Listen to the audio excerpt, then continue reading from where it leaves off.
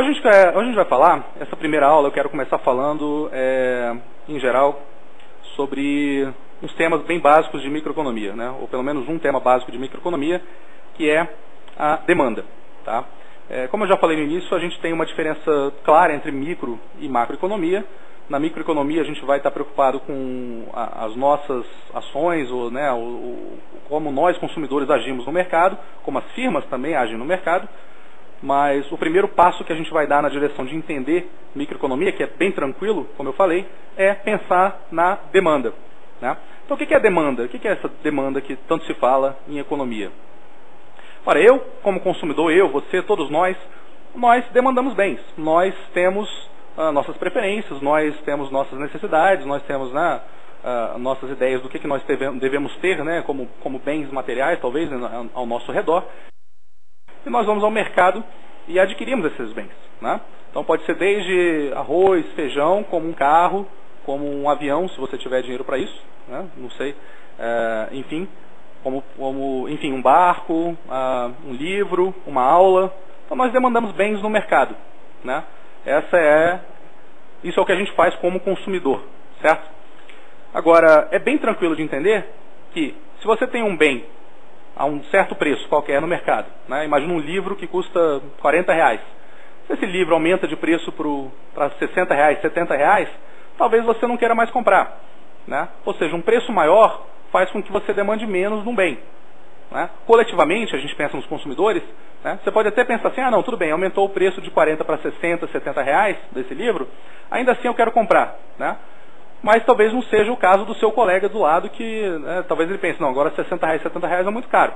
Então um aumento de preço faz com que você, ou pelo menos a coletividade dos consumidores, demande menos daquele bem. Né? Isso é bem tranquilo de entender, isso tem tudo a ver com o nosso dia a dia. Por outro lado, se você tem um livro, né, mesmo livro que custava R$40, agora ele passou para R$20, talvez a pessoa que não queria comprar R$40 agora queira comprar, porque R$20 está mais barato para ela, está mais tranquilo, ela quer adquirir o livro. Então não só você vai comprar, mas todo mundo que ia comprar antes a 40, agora tem mais gente querendo comprar, por quê? Porque o livro baixou para R$20, por exemplo. Né?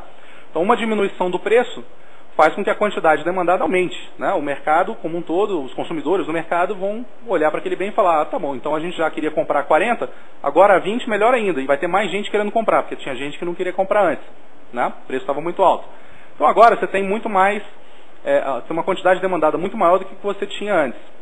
O que isso quer dizer? Isso quer dizer que na curva de demanda, se você pensa numa curva de demanda que a gente vai mostrar no quadro daqui a pouquinho, na demanda você tem uma relação inversa entre preço e quantidade. Quanto maior o preço, menor a quantidade que as pessoas vão demandar. Quanto menor o preço, maior a quantidade que as pessoas vão demandar. Então essa relação inversa, quando a gente bota num gráfico, se chama curva de demanda. A gente cria uma curva de demanda. Eu vou mostrar para vocês como é que ela se parece.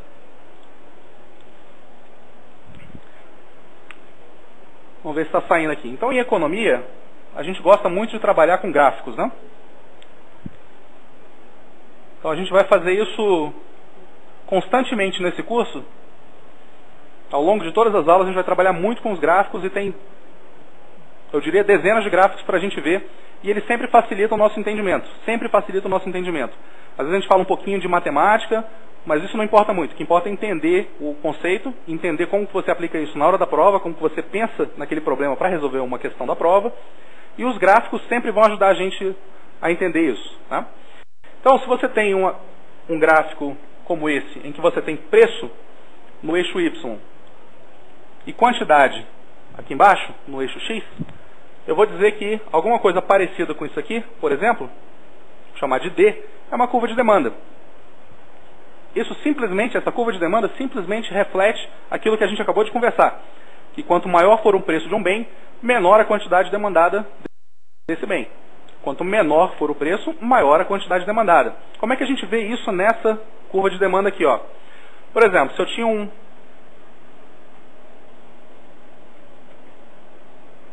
está saindo aqui, ó.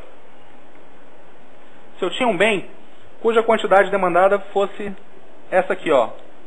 Vamos chamar de Q1. A esse preço,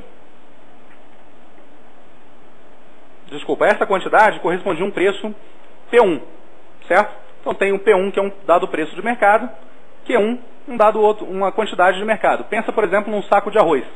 O saco de arroz custa, vamos dizer, por aí, não sei, 15 reais, que seja. Vamos imaginar que esse preço aqui fosse 15 reais. Eu vou escrever aqui, ó, 15 reais, correspondendo a uma quantidade aqui de, vamos dizer, não sei, 100. Ok? Então vamos dizer que num supermercado qualquer fossem vendidos aí 100 unidades de, 100 sacos de 5 kg de arroz por dia a 15 reais. Né? Vamos dizer que esse supermercado resolva aumentar o preço para, bota aqui, vai, 20 reais. Vamos dizer que 20 reais esteja aqui, ó. Ele simplesmente resolveu aumentar o preço desse bem, que é o saco de arroz de 5 quilos que a gente está falando. Aumentou para 20 reais, né? Que corresponde a esse preço aqui, ó, P2. Ok? Tá aparecendo direitinho? Tá. Ora, a esse preço P2, que é maior do que o preço inicial, menos pessoas vão estar interessadas em adquirir o bem. Como eu falei, talvez tenha até gente que não tem problema, está disposto a pagar 25, 30 reais, então 20 reais para ele está até bom, não tem problema nenhum.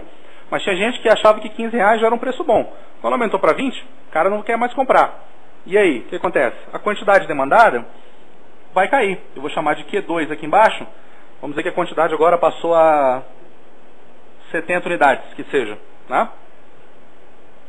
Então o que aconteceu aqui? A gente teve um aumento de preço de P1 para P2 e uma diminuição na quantidade demandada, de Q1 para Q2. Essa forma da gente colocar no quadro, de fazer gráfico, de fazer esses desenhos, eles só servem para a gente, talvez, formalizar um pouquinho essa conversa que a gente teve no início, de se você se aumenta o preço, a quantidade diminui e vice-versa, só para a gente colocar num gráfico só, numa figura só, essa ideia. Isso aqui ajuda muito na hora da prova. A gente vai ver várias ocasiões, como eu falei, vários gráficos, e que todos eles, a ideia de desenhar um gráfico aqui para vocês, é certamente fazer com que na hora da prova talvez você se lembre dele, que seja, e também para ajudar a gente a entender algumas relações. Mais à frente no curso isso vai ficar claro. Né? Mas essa é a curva de demanda, certo? Então ela é uma curva com inclinação descendente. Por quê? Porque ela mostra uma relação inversa entre preço e quantidade, certo? E é isso que a gente está vendo aqui. Diminuiu a quantidade. Na verdade, aumentou o preço, né? Um supermercado, vamos dizer, resolveu aumentar o preço do bem. A quantidade demandada, ó, diminuiu. Né? Então, essa é a ideia. Ok? Essa curva de demanda, como eu falei, ela nos mostra, então, as relações entre preço e quantidade.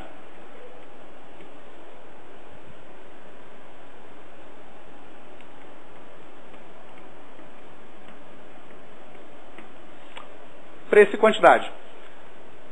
Preço do bem, né? Claro.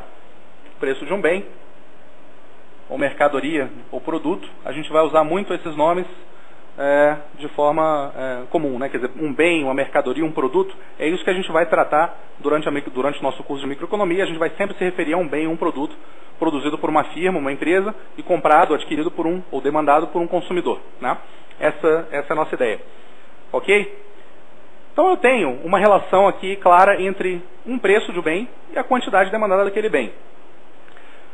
Para você e para mim, só faz sentido pensar no preço do bem na hora de comprar aquele bem? Claro que não. Tem vários outros fatores que influenciam a nossa decisão de adquirir um bem ou não. Né? Então eu vou usar esse mesmo gráfico aqui para desenhar um outro. Na verdade eu tenho que apagar para vocês, vou apagar e a gente faz um outro. Né? Para a gente explicar o que é, qual o efeito de outros elementos em cima disso aí. Então apaguei para vocês, vou apagar para mim.